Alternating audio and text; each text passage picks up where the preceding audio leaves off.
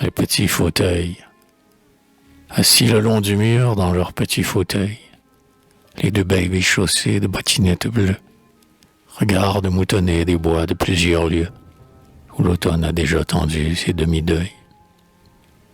Auprès du minet grave et doux comme un apôtre, côte à côte ils sont là, les jumeaux et Bobby, tous deux si ressemblants de visage et d'habits, que leur mère s'y trompe et les prend l'un pour l'autre. Aussi, sur le chemin, la bergère en sabot s'arrête pour mieux voir leurs ivresses gentilles, qu'un barrage exigu, fixé par deux chevilles, emprisonne si peu dans ses fauteuils nabots.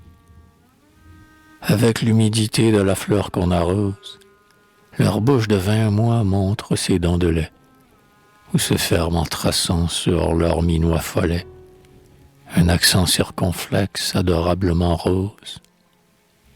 Leurs cheveux frisottés où la lumière d'or ont la suavité vaporeuse des nimbes, et, sur leur front béni par les anges des limbes, s'en mêlent, tortillant menu crochet d'or. Parfois, en tapotant de leurs frêles menottes, la planchette à rebord où dorment leurs pantins, ils poussent des cris vifs, triomphants et mutants, avec l'inconscience exquise des linottes. Tout ravis quand leurs yeux rencontrent par hasard la mouche qui bourdonne et qui fait la navette, on les voit se pâmer, rire, et sur leurs bavettes, saliver de bonheur à l'aspect d'un lézard.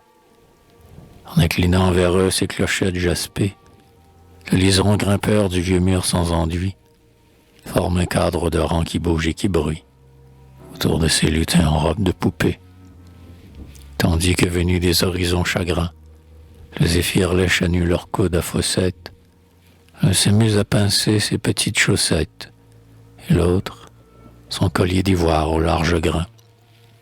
La poule, sans jeter un gloussement d'alarme, regarde ses poussins se risquer autour d'eux, et le chien accroupi les surveille tous deux, d'un œil mélancolique où tremblote une larme. La campagne qui meurt paraît vouloir mêler son râle d'agonie à leur frais babillage. Maint oiselet pour eux retarde ses voyages, et dans un gazouillis semble les appeler. Le feuillage muet qui perd ses découpures, en les voyant, se croît à la saison des nids, et la flore des bois et des étangs jaunis souffle son dernier baume à leurs narines pures. Mais voilà que chacun, penchant son joli cou, ferme à demi ses yeux dont la paupière tremble, une même langueur les fait bâiller ensemble, et tous deux à la fois s'endorment et tout à coup.